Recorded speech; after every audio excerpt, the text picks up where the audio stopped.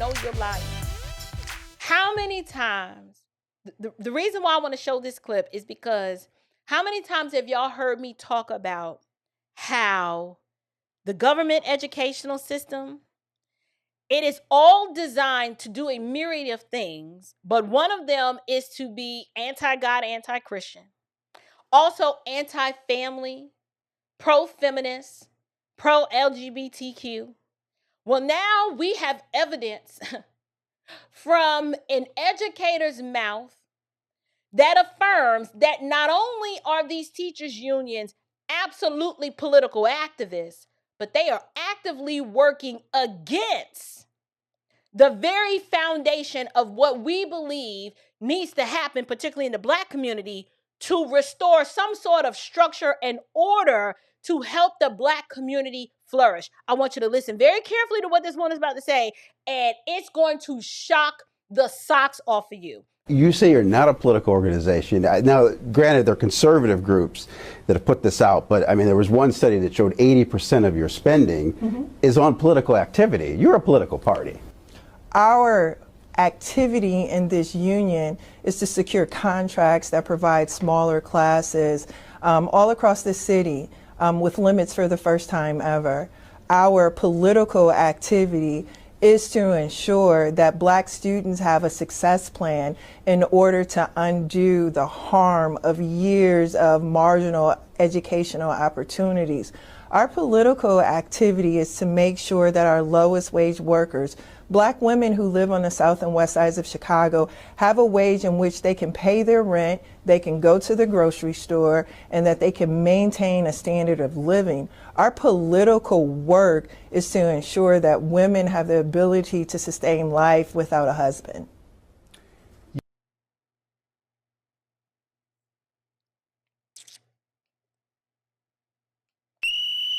Flag on the plate.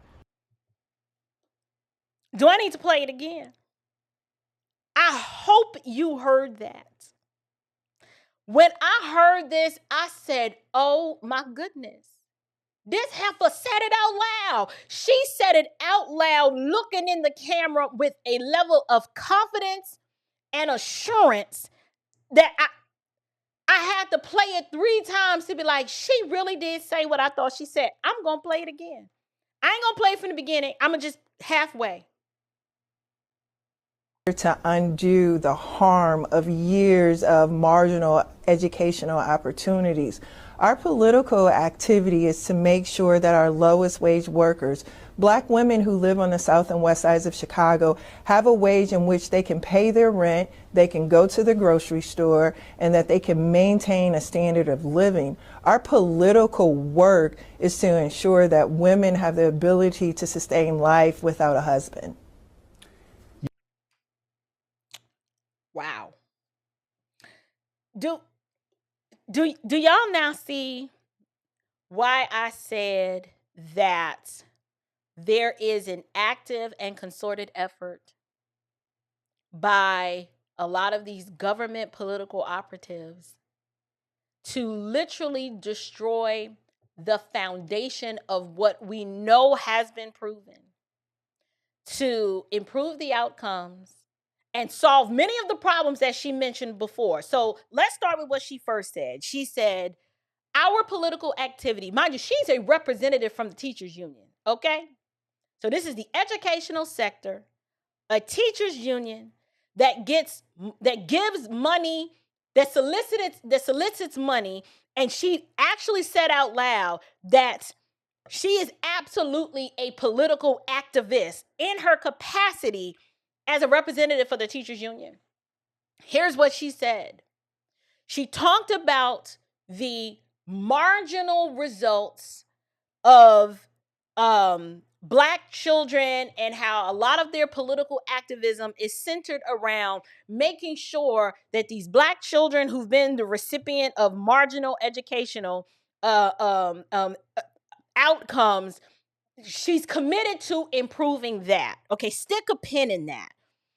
The argument is that Black children, we need to undo so much of the marginal education of Black children. Now, I would argue that the educational results and outcomes of Black children. Like, we didn't have these problems prior to the Department of Education. We didn't have these problems when Black children were being educated by their own, like before integration, even when we had older books. Like, I mean, I've got people in my family who went to all Black segregated schools, and they went on to, and I'm talking about in the 50s and the 60s, went on to college and university and had great lives despite segregation. All of their teachers were Black. Most of their teachers were Black and male. And there was a level, an academic standard of excellence that was expected. It was like, it doesn't matter that we're poor and we've got secondhand books. You are expected to learn. You are expected to come here, say yes, sir, no, sir. Your clothes are to be neat. You may not have a lot. If all you have is one pair of shoes, a pair of slacks, and one shirt, you were expected to wash that one pair of shoes. I mean, make sure that one pair of shoes was shined. Your pants were ironed, and that your clothes were neat, even if it was all you had. So do not tell me this is a money problem as to why our children are experiencing adverse academic outcomes. This is a culture problem, not an economics problem, but I digress. But she talked about the political activism and how it was centering on correcting that. Well, you're failing at that. You're failing at that because I don't see the outcomes showing improved academic performance from Black children that are in the public government education system. I just told you, most of them cannot read or write at grade level. A school right there in Chicago is virtually empty with 27 students enrolled in a school that's designed to hold 1,000. The city is operating at a $732 million deficit, so much so that they have to lay educators off. But here's a representative from the teachers union talking about what their political activism centers on. Okay, so that was the first thing, Black success in marginal educational outcomes. Then she said, our political activism is focused on low-wage workers who are female to make sure that they can pay their rent and live, have a basic standard of living. And I said, okay, on the surface, that sounds nice. It does. I understand that in 2026, we do have a whole lot of women who are unmarried and they are single and having a career prospect that they can survive off of from a lower wage. I can see that why that would be appealing. But to me, this reeks of feminism. And the next thing she says after this proved the point. Why is a educational activist focused on the economic outcomes of low-wage Black women? Like, how do those two things relate to each other? I don't believe they do. But Marxism and feminist womanist ideology is rooted in, we need to create a world and environment where women don't need men. Why is the educational sector interested in ensuring that women can be low-wage workers and somehow manage to live life without the prospect of even needing a husband? She said it next. She said, our political activism is focused on ensuring that women can sustain a life without a husband. I said, wow. They really do hate men. They really do want to erase men. Forget the fact that these women probably have children. So if you are centering your political activism as an educator to make sure that women can sustain life without a husband, what about the children of these women who may used to have a husband and be married to that man? Or what about the children's father? You want to make it so you can create an environment where a man is not necessary. That's wicked. That is so wicked, because this is an educator speaking. If this is her political ideology and she believes this as a point of activism, you don't think that worldview is gonna spill out onto the children? That the young girls in the environment where her and educators like her have influence over those girls, you don't think those girls are gonna grow up believing, you don't need a man. A man is inconsequential. Like, what do you need a husband for? Don't tell me you're pro-black if you're not. You can't be pro-black and be anti-family. You cannot be pro-black and be anti-husband. You cannot be pro-black and have an adverse view of a heteronormative nuclear family, because that includes a husband. Like, I understand baby mama culture. I understand y'all are out here freezing your eggs because you've been on a pursuit of academic excellence at the expense of finding a man, marrying a man, starting a family. Like, for whatever reason, our women, we struggle with chewing bubble gum and walk. Like, we can't go to college, attract the attention of a guy, graduate, and get married. That's too much. No shade, but, well, I was going to say our white counterparts don't seem to struggle in that area, but sorry, my white friends, y'all are struggling in that area now too. You didn't used to have that problem, but now y'all are such rabid, flaming feminists that your men don't want you either, because you've become a whole headache. Just these universities are churning out a bunch of Karens. So now even white men are like, listen, we don't have control over our women either. So what we gonna do? Now, y'all are not as bad as the blacks, but y'all are not too far behind. Watch yourself, because that is the test case of what happens to a community when your women become feminist minded and they abandon their men. You find yourself beyond the rate of replacement because nobody's getting married. So that means you don't have families and people are not having children. You're going to find yourself in that same situation. This is where Marxism leads. It forces women to adopt this ideology. I know we're supposed to be talking about Brandon Johnson and him casting aside the black educators for the illegals. I'm going to tie it all together. I promise you, I am. This is all has to do with it's an ecosystem of an ideology that supports all of this. But let me finish my point before I lose it, because it's going. I feel it leaving. Oh gosh. Okay. What was I saying? Ideologically, if you can catechize and indoctrinate a generation of women to believe that it is good and right for society to be set up and established to where they don't have to have a husband, they don't need a husband to sustain a life,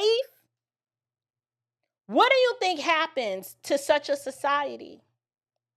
It becomes anti-family. And then what do those women, you promise them a life that they'll be able to have to be able to sustain a life without a husband. But in the end, let me explain what really happens. You know who becomes the husband? The government. Flag on the play. That's who becomes the husband. That is the trick of the enemy. That is the deception that is underlying all of this foolishness. If these people can convince women that our political activism centers around ensuring that women can sustain a life without a husband, what happens when they don't make good on that promise? What do those women end up doing? I can tell you, they end up relying on the government. The government becomes Big Daddy. The government ends up taking care of them, providing supplemental income for them to live because they made choices that didn't include humbling yourself, submitting yourself to a man, learning how to get along and cooperate for the sake of, yes, for the covenant. Okay, like, I actually want to be married to my husband. I actually like him. We enjoy spending time together. But there is a secondary measure of grace that is provided and offered to me because I've learned to submit myself and humble myself. That means I have someone to look after me. I'm not getting any younger. Okay? You're going to need one another later in life. For example, I normally don't like talking about family business, but this is a good story. My husband's father and stepmother just came to visit with us. My father-in-law is 82. Wife is beautiful, love her to pieces, slightly younger. There's an age gap like me and my husband. They have been married well over 40-something years, maybe 50, close to 50 pretty soon. She was an educator her whole life. My father-in-law was an executive in the corporate sector, retired. If my father-in-law died today, my stepmother-in-law is gonna be okay. Do you want to know why? Yes, she worked a job as unto the Lord. By the sweat of her brow, she's educated generations of children, and she's done it well. But she will never have to rely on the government because she had a husband who worked to ensure that he provides for her while she's alive and in death when he is gone. That is something that this generation of feminist women, they can't say that because their fallback plan is the government. So when you have a political activist saying, we're trying to center our political activism to ensure that women can sustain a life without a husband, that's not a flex. That is not a flex. That is the most anti-God, anti-Christian worldview I've ever heard. It is wholly secular. It's anti-man. It is anti-family. Why?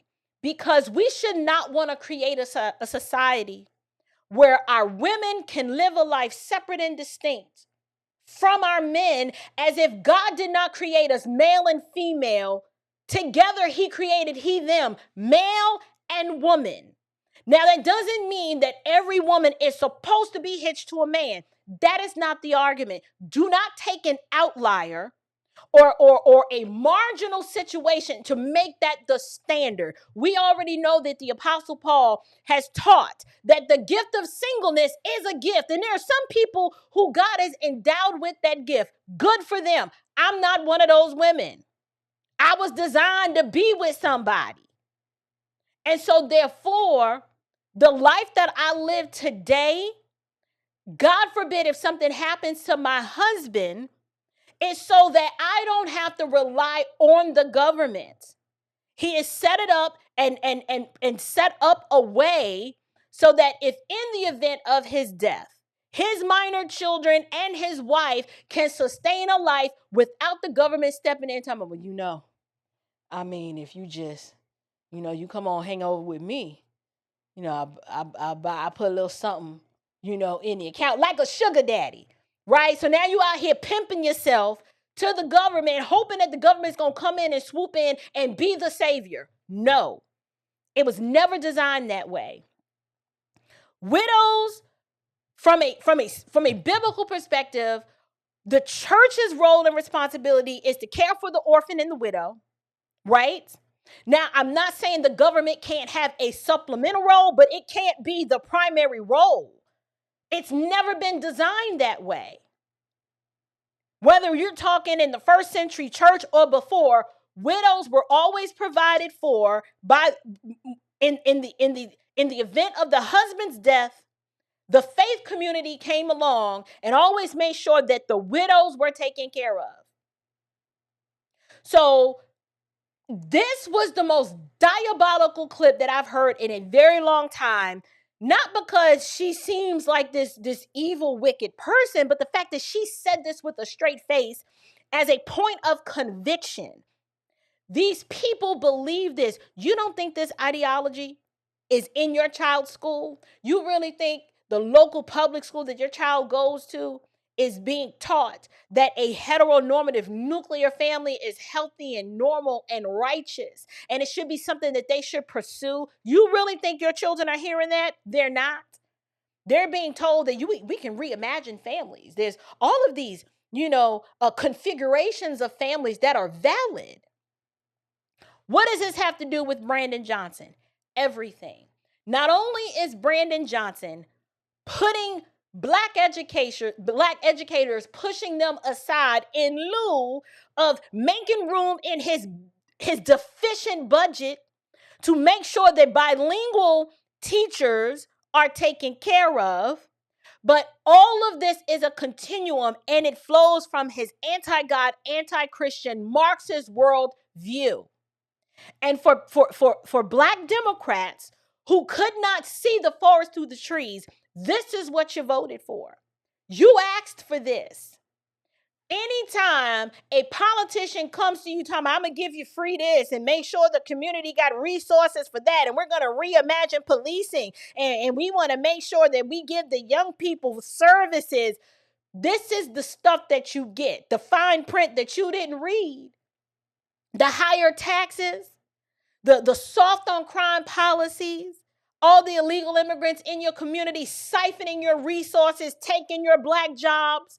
This is what you signed up for. Y'all don't sound happy about it. At least the black educators don't. I hate to be the one that had to break it down and explain it to you, but I have been warning for 2 years about the Marxist infiltration and the smokeless war that we are currently fighting in this country. And y'all wasn't listening because y'all were too busy calling me an Uncle Tom. Talking about, you make that content, because, white people like it when you talk like that. Well, how do you like it when I talk like this? Now that you've seen the implications of your vote, it doesn't feel good now.